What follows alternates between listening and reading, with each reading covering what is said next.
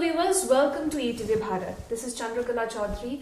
Well viewers, a euphoric moment has gripped Bangladesh as Prime Minister Narendra Modi is on his official visit to the nation, which is celebrating its 50th anniversary of Independence Day, and it is a very crucial time. This visit comes at a very crucial time as West Bengal polls is round the corner, and there are a lot of factors why significant this visit is.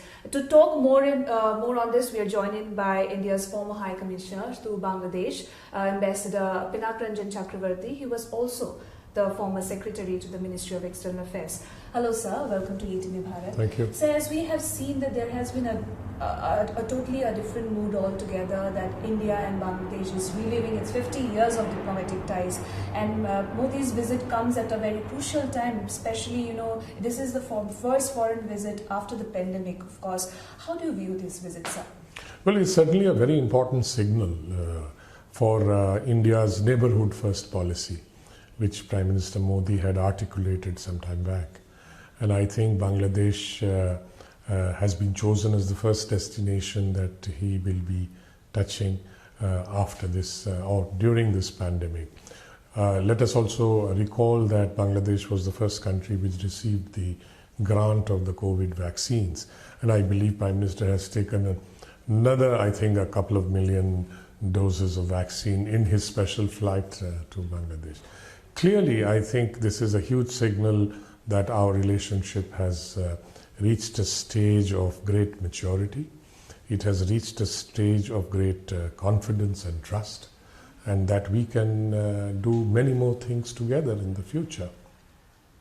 And also going ahead, when we talk about India-Bangladesh relationship, connectivity has always been a key factor. On the other hand, what would be your say on emergence of India-Bangladesh relations when it comes to the hydropolitical relations between the two countries? Given the fact that very recently the Maitri Setu was inaugurated in the Feni Bridge, Feni River, which is a very crucial, and it would be seen as that the ties is getting stronger, despite the fact that there are a lot of indifferences between the two nations. So what would be your view on that? Well, I think connectivity is the bedrock on which the two countries have decided to build that relationship. Why connectivity, you may ask? Because connectivity is what provides the means for trade, for people-to-people movement, and the movement of other things. People particularly, because Bangladesh is a very important source of foreign tourists for India. The largest number of foreign tourists that come to India are from Bangladesh. We issue the largest number of visas in Dhaka and other missions into Bangladeshis. And connectivity is important also for the movement of goods. Containerized goods by railway, by road, and all these things that we are building, the railway connectivity. Also, I envisage that after the Agartala-Akhaura rail and road link is built, you can conceivably think of a train running from Delhi to Agartala, carrying passengers through Bangladesh and the other way around. Also, the bridge that you mentioned, the Maitri Bridge over the Feni River connecting Sabroom in Tripura and Ramgarh in Bangladesh, brings Chittagong port within 100 kilometers of Agartala. Now, instead of a truck taking goods from Calcutta all the way over 1,200 kilometer journey across the Siliguri corridor up to Agartala and other northeastern states, this is the most convenient way of getting goods across to the northeastern state. In addition, Bangladesh has also permitted a fiber optic cable connectivity from the undersea cable gateway at Cox's Bazar to Agartala, which will provide much faster internet services in the northeastern states. So there is a kind of integration going on in infrastructure and economic aspects, which will obviously add to greater prosperity and growth. So your point of view on how do you see India-Bangladesh relationship grows when it comes to the hydropolitical context, of course. Yes, Given the Tista River, of yes, course, and a lot of, we share the 54 rivers, 54. of course. So tell us your view on that. Well, I think 54 rivers are there definitely. The rivers also provide, by the way, waterway connectivity. Transportation by waterways is a very important factor. We have an inland water trade and transit treaty with Bangladesh. New routes are being identified. It's also a fact that transportation by water is the cheapest in terms of barges carrying goods, bulk goods mainly. So I think the rivers are important not only for survival and water sharing, irrigation, etc. Water sharing is an important issue, and it is a sensitive issue, and not always we have had meeting of minds on water sharing.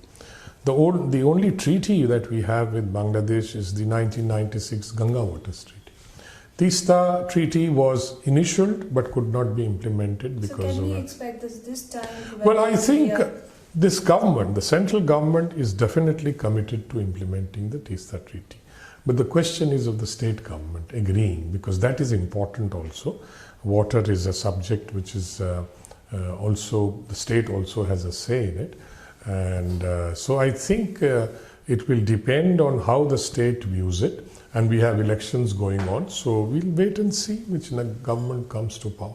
And also one point that I would like to make here, that it has become a talk of the town because Modi's address tomorrow would be, with the Matua community, and yes. his visit to Gopalganj and Orkandi temple has been a very important factor now. So do you think that this will pave a path towards, West Bengal first phase of polls will be there tomorrow? How do you view this? Do you think this will pave a positive path towards Tista agreement in that case? Well, I think this matter has been politicized to some extent. What could be the political significance? Yeah, the politicization has taken place because I think the TMC is viewing it as if Prime Minister Modi's visit to Bangladesh is being used by these visits to temples and things like that to influence voters in West Bengal. The Matua community is an important community, and this is their sacred place, the Orkandi temple. But the Matuas of Bangladesh are not voters in West Bengal. So in that sense, there is only a sentimental or a perceptional view that the voters in West Bengal from the Matua community will be influenced by this vote, that they will switch their vote from TMC to BJP. I'm a little skeptical about that kind of a thing. The Indian voter is far too clever and far too smart, and they will vote on issues that bother them in West Bengal. Now, well, you can take a view on this. I mean, some people, the TMC, of course, is taking a view that this is misuse of a foreign visit by the Prime Minister. I don't agree with that for the reasons I have just told you. Yeah. Coming to one more question is that, we have seen Prime Minister Modi has very rightly pointed out about, imagining South Asia with Bangladesh, of course. And we have seen that the India-Bangladesh relationship has sought attention in the international community since time immemorial, of course. Although there are differences like in case of CAA, but then both the countries have made efforts to probably sort out the differences.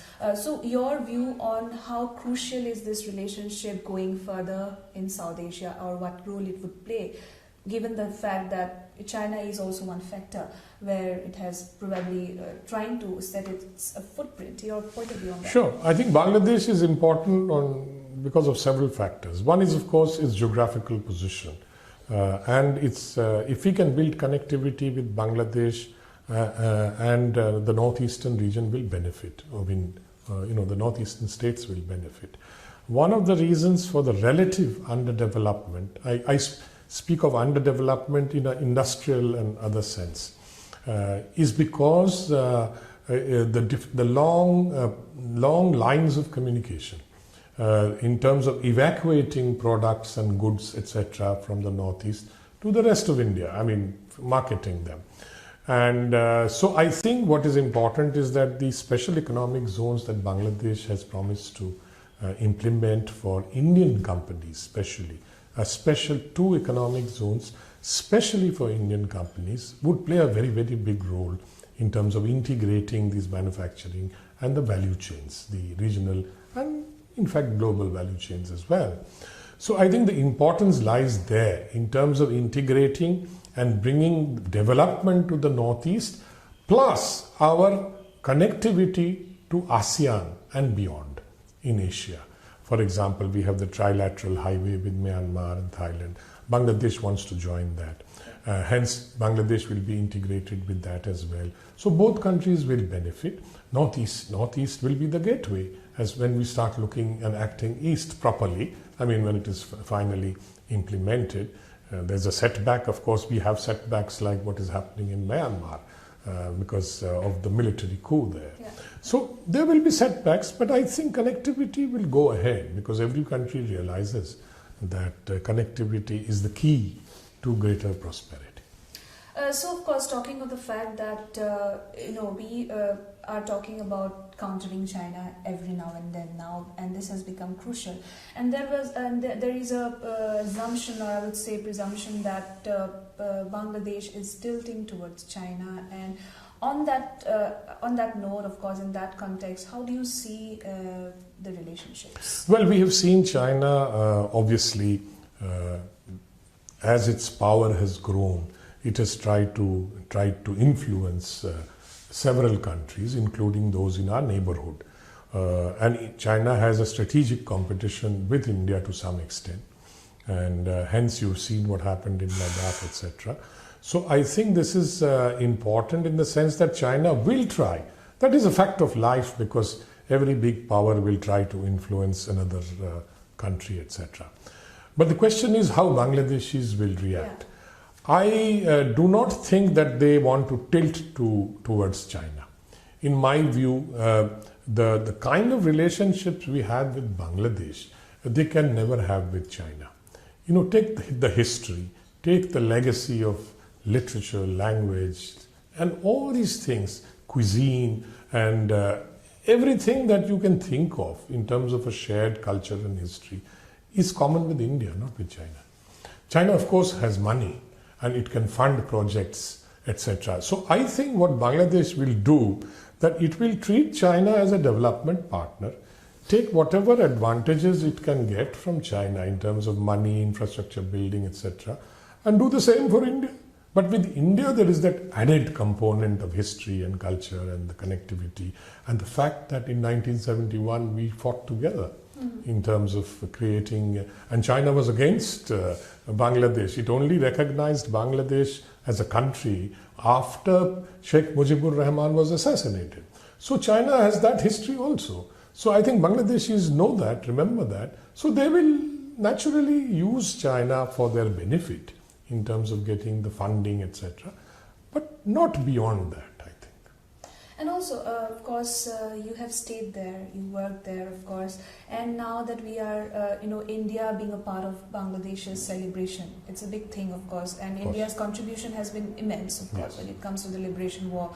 And tell us viewers actually, the significance of Sheikh Mujibur Rahman's of course, the centenary celebrations, and also India being a part of it. The 50 years of diplomatic ties that we could see is being again relieved, or reviving back to that. So please tell us. Well, I think 1971 was a benchmark in South Asian and global history. I mean, you had a new country born out of Pakistan. It was again as if we were going through a second partition of South Asia.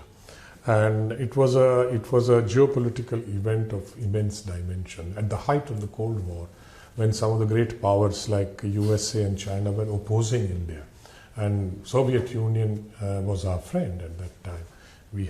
They helped us in keeping those other two powers at a distance. So it was a huge geopolitical event, and since then Bangladesh has grown to be one of the fastest, the most successful economies in Asia. And hence the relationship has grown with India. And they do remember what happened in 1971. I think without India, I don't think Bangladesh could have won that liberation war. India's help was crucial. So I think this is very important and the 50 years that they are celebrating now is to remember that this is what happened 50 years ago. Apart from the fact that that the younger generation who probably were born beyond after 1971 have to also understand and be told that this is what happened. Remember your history and remember the fact that India stood by us. So what can we expect from this visit, sir? The outcome of this visit? What can we actually expect when it goes to the bilateral relationship, or the entire South Asia? What a message does it send to the international community, sir? Well, I think the message is very clear that India wants peaceful, stable relations with our neighbors. There cannot be progress without stability and peace. And Bangladesh is proving to be the flag bearer of that message in many sense. That India's relationship with Bangladesh is becoming a model for South Asia. And even Pakistan is now talking about peace. And we've had a ceasefire. So the message is going around. China has withdrawn from the Pangong Tso, etc. So this is a message going around. There is a realignment going on in geopolitics, and particularly in Asia. So I think Indo-Pacific Summit has been held. So all these have to be taken together to understand the significance of what is happening. Apart from the fact that they are celebrating their half a century of independence, naturally it's a great landmark. They are also celebrating 100 years, the birth anniversary of Sheikh Mujibur Rahman, who was the father of their nation, and of course the 50 years of friendship with India and diplomatic relations. So this is the significance. There will be some agreements, of course, will be signed to take forward the various areas on which we are engaged and we want to progress further. All right. So my last question would be on the Rohingya crisis, of course, now that the Myanmar coup is very much down the line, has created a lot of issues for the people there. And the Rohingya crisis, Bangladesh has hold on to millions of Rohingyas and India has been a part of the repatriation. So your point of view going ahead, what would be India's role in this particular issue? Well, I view the Rohingya refugee issue and the coup in Myanmar as setbacks to the integration of this region. Myanmar is a member of BIMSTEC also. So I think these kind of bilateral issues do cast a shadow. India's stake in well, India will be very helpful. I mean, there's no doubt about it with Bangladesh. But there is a point beyond which India cannot pressurize Myanmar or exercise any kind of pressure that will make Myanmar concede to the demands that Bangladesh wants it to accept. Basically, that you repatriate these refugees, let them settle back into their villages. Now I find that the military government will be even more rigid about this. So I am not very hopeful that we will be able to sort out the Rohingya problem so quickly or easily. I think it's going to be a long haul. Yeah. So that's all so much. Thank you so much for joining us. Thank you so much, viewers. This was Ambassador Pinak Ranjan Chakravarty's take on how significant Modi's visit would be to Bangladesh. Thank you.